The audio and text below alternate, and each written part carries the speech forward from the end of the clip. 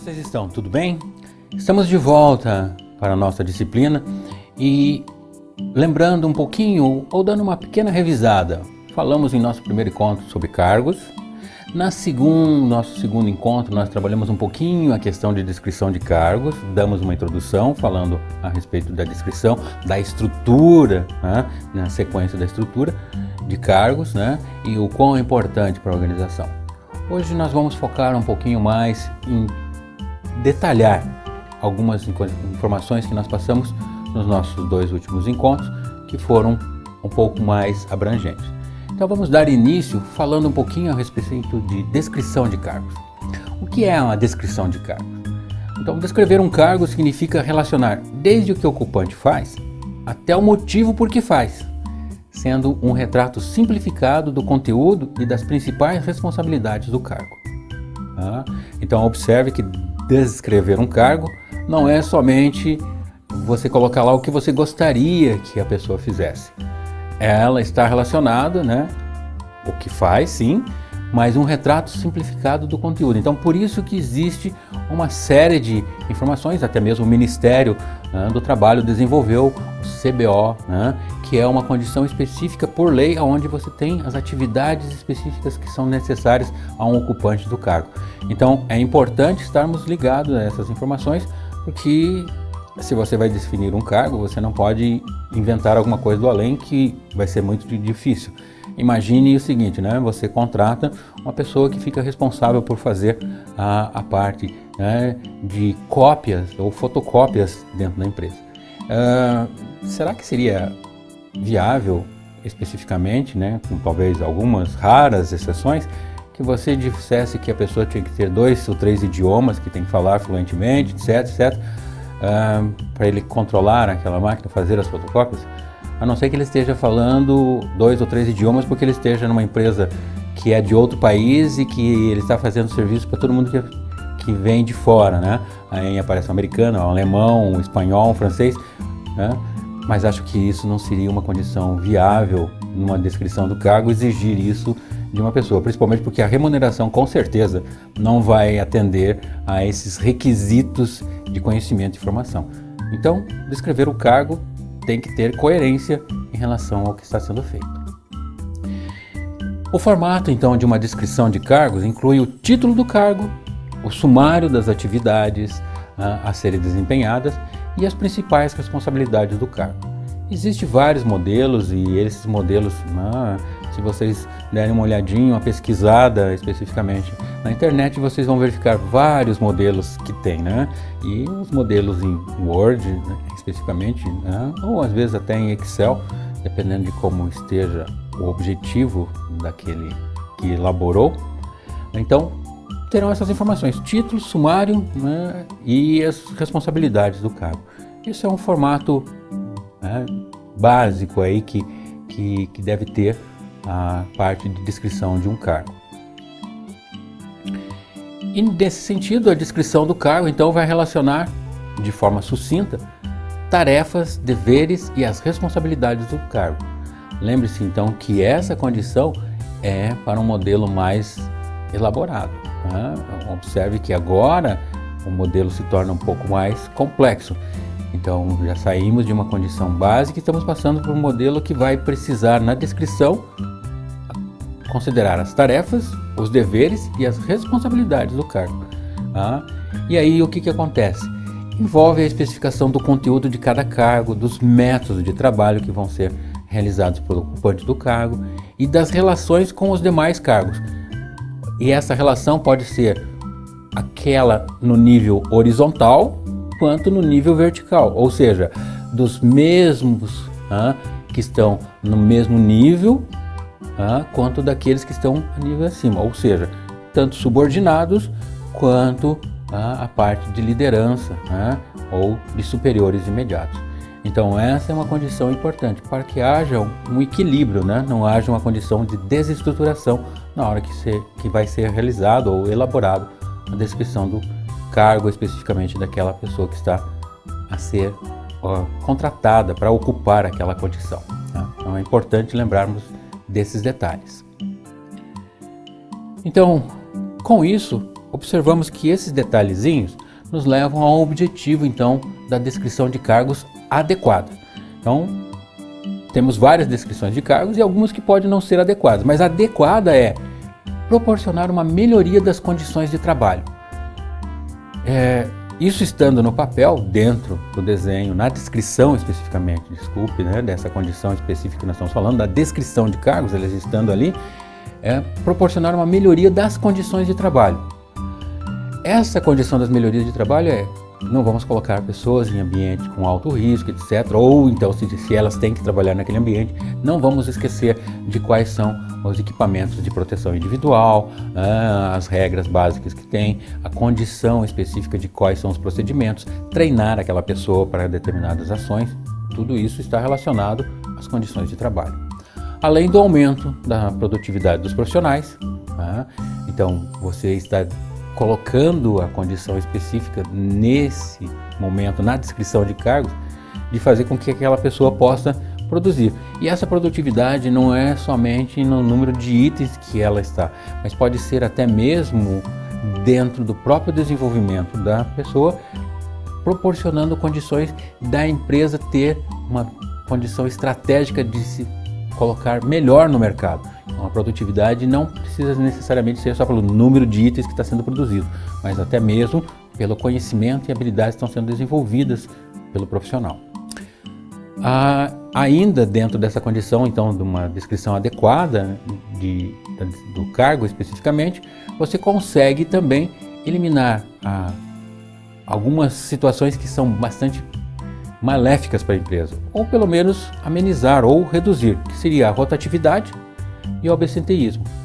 São condições que podem ser, pela descrição dos cargos, fazer com que haja uma condição de minimização nesse sentido. De que forma? Aquilo que nós comentamos, nós vamos ver até mais à frente, a condição da motivação, do desafio, da condição de que a pessoa tenha um interesse de estar lá, porque cada momento vai ser uma condição nova no sentido dela, Não que o cargo está dando uma condição diferente, mas ela está tendo uma condição de usar alguma habilidade que ela desenvolveu, algum conhecimento que ela adquiriu naquele momento. Também, considerando ainda como adequada, a qualidade das atividades, então, com exatidão o que ela precisa ser feito e de que forma, e a elevação da motivação que acaba ocorrendo, que daí afeta na questão da rotatividade, do absenteísmo, e a satisfação no trabalho, que é uma condição específica que a pessoa tem. Então, aquele que vem e que acaba trabalhando de forma adequada e de forma satisfeita.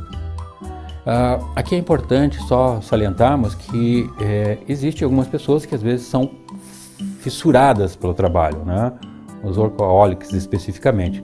Nós não estamos considerando a condição do ocupante do cargo nesse momento. Estamos considerando especificamente o cargo. A condição é associada. Temos algumas condições específicas daquelas pessoas que não conseguem ficar sem trabalhar em determinada situação. Ok, temos isso, mas isso é uma adequação que nós precisamos tratar um pouquinho mais à frente com alguns outros conceitos que a gente vai desenvolver. Atualmente, então, nota-se que a descrição de cargos tornou-se um instrumento mecânico e distante da realidade em muitas organizações. Essa é uma condição que deve ser eliminada, que deve ser pelo menos sobrepujada. Se não conseguir ser eliminada, pelo menos ser sobrepujada. Por quê? Quando você faz uma descrição de cargos como um instrumento mecânico, vai lá e já pega os formulários e tudo mais e começa a elaborar, você acaba ficando distante daquele que é o ocupante do cargo. A condição que você requer, do que você espera e do que até mesmo o mercado e as pessoas estão oferecendo. Então, percebe-se na prática que os colaboradores dificilmente, numa condição como nós acabamos de falar, numa condição mecânica, dificilmente seguem à risca o que está escrito na descrição de cargos, pois a demanda do dia a dia e os imprevistos são inevitáveis. Então, uma condição mecânica de se fazer uma descrição de cargos acaba fazendo com que haja um conflito entre o ocupante e o próprio cargo em si. E isso precisa ser trabalhado. Então, não trabalhar uma condição mecânica é muito importante.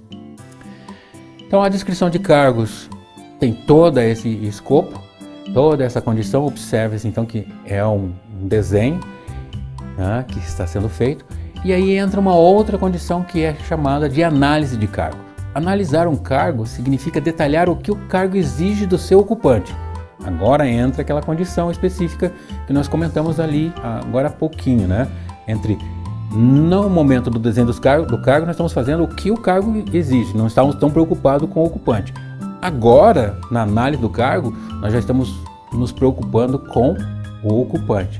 Então, analisar um cargo, como nós comentamos, significa detalhar o que o cargo exige do seu ocupante para que ele possa desempenhá-lo adequadamente em quais aspectos? Em termos de conhecimentos, habilidades e capacidades. Então, a análise do cargo agora se torna um detalhe voltado ou focado no ocupante do cargo. E com isso, a análise de cargos visa determinar quais são os requisitos físicos e mentais do ocupante, né? As responsabilidades que o cargo requer e as condições de execução do trabalho. Então agora eu estou preocupado com ele. Então, entra aqui uma série de coisas que envolve o estudo daí, né, da condição especificamente, dos requisitos físicos e mentais para aquele cargo, né? Então você tem que adequar isso, atividades que exijam movimentação muito repetitiva, ou esforço físico de levantar itens, ou trabalhar com coisas muito pesadas, ou então numa posição continuamente, né? Aí vemos caixas de banco e outros que precisam então ter uma condição de mudar aquele aspecto físico, né? Ter a condição laboral e tudo mais. E condições mentais, né? Mentais especificamente das pessoas. Podemos citar aí como exemplo nisso, que talvez fique mais fácil de verificar, que em requisitos mentais, por exemplo, numa empresa de tecnologia que tem um desenvolvimento especificamente, a parte de criação é muito importante. E como que nós vamos desenvolver esse aspecto? Você já deve ter lido, já deve ter visto, né, que empresas como a Microsoft, eles têm áreas especificamente de lazer. A maior parte do escritório, na verdade, não é um escritório formal, é como se fosse um clube. E é onde eles então podem desenvolver esse aspecto mental. Então, dando condições para que a condição de desenvolvimento possa ser alcançada. Então, além de se preocupar com as especificações do cargo em relação ao ocupante que deverá preenchê-lo, é uma das condições que a análise de cargo tem que se preocupar e, como comentado, né, então essa relação tem que ficar muito próxima. Então a análise de cargo não pode deixar isso passar em branco, tá? Não pode deixar a condição do desenho do cargo tomar tal forma que o ocupante do cargo não consiga se enquadrar naquele cargo especificamente. Então é uma condição que tem que ser preocupada aí, como nós havíamos comentado agora há pouco, né? Então, essa condição das especificações em relação ao ocupante deve ser uma prioridade na análise de cargos. Então, a análise de cargos vai buscar identificar aqueles colaboradores que se encaixam nos requisitos exigidos pelos cargos, que possuem maior capacidade, habilidade ou conhecimento. Essa condição, então, direciona especificamente até mesmo o processo de seleção, o processo de treinamento, o processo de desenvolvimento interno do colaborador. Isso dá uma condição de um desafio, de uma condição de o colaborador ter, posso melhorar, posso crescer, posso desenvolver, vou ser remunerado adequadamente, enfim, todas essas condições. Então, tais colaboradores que estão assim, devem ser, claro, bem remunerados e valorizados pela organização para que possam ser motivados e engajados. Então, a análise de cargo vai trabalhar essa condição, né? De dar essa condição de uma remuneração diferenciada, uma condição de valorização distinta pela organização, e aí vai colocar uma condição que ele possa ser motivado, né? E possa fazer parte. O engajado aqui é o nosso famoso vestir a camisa, né? Que todos gostam, cada um dos gestores adora quando um colaborador veste a camisa especificamente. Então, está engajado nesse sentido. É importante salientar que, como é realizado a análise de cargo no planejamento organizacional, né, e a descrição de cargos também, eles precisam de uma revisão periódica. Isso significa o quê? Você não vai fazer aquilo e deixar lá no tempo. Falamos isso ainda há pouco quando falamos a respeito dos modelos, do clássico, do humanístico, né, até chegar no contingencial. Então, nesse processo de evolução, há uma necessidade de uma revisão periódica, de acordo com a necessidade de cada empresa, para realizar um mapeamento do trabalho, recrutar, selecionar e reter os profissionais ideais. Então, essa adequação precisa ser feita e é uma condição periódica. Não há uma condição de dizer assim, de tantos em tantos anos ou de tantos em tantos dias, não é bem assim. É uma condição de análise, até mesmo pela condição do planejamento estratégico da empresa, o que a empresa está vendo, a mudança de mercado e outras condições e considerações que devem ser levadas em conta. Bem, tendo isso em vista, quais as considerações que podemos obter com os conceitos abordados até o momento? Primeiro, não pode ser feita uma descrição de cargo sem nenhum critério. A análise de cargo tem que levar em consideração ao ocupante do cargo. Há necessidade de se fazer uma revisão periódica dessa condição, alinhar a estratégia da empresa com o mercado e a estratégia da empresa com os colaboradores, com a estrutura organizacional da empresa, para desenvolver a condição de enfrentar os momentos e a condição de mercado. Esses são detalhes importantes, são detalhes importantes que nós precisamos considerar até o momento. Percebemos ainda que as empresas necessitam de um direcionamento e organização das descrições de cargos que competem à empresa e um plano de remuneração para os grupos de cargos. Essas são duas condições que se tem. Então, a empresa tem que direcionar quem são as pessoas ou o que vai se pedir das pessoas dentro de uma descrição e análise e um plano de remuneração para cada grupo de cargos, para que possa adequar as pessoas aos seus cargos que vão fazer parte da organização. E nesse contexto ainda, os colaboradores devem saber quais são as suas atribuições, porque se não souberem, como que vão poder se enquadrar dentro daquele contexto? O que a empresa espera do mesmo, ou seja, do ocupante? E qual é o nível de crescimento profissional que a organização proporciona? Então observe que nós estamos passando da descrição do cargo, da estrutura de cargos, falamos a respeito da descrição, da análise, e agora nós precisamos então elaborar duas situações específicas que são importantes nesse contexto. Um plano de cargos e salários, que vai levar em consideração a descrição e análise do cargo, e uma condição de um plano de carreira, que são também importantes para o colaborador. Mas isso é assunto de nossos próximos encontros. Espero que tenham aproveitado esse momento, deem uma revisada nesses conceitos que nós comentamos. Lembre-se de analisar a questão que eu comentei logo no início, da teoria geral da administração e dar uma olhadinha nos modelos, que isso vai ser muito importante para quem atuar na área de recursos humanos. Até a próxima!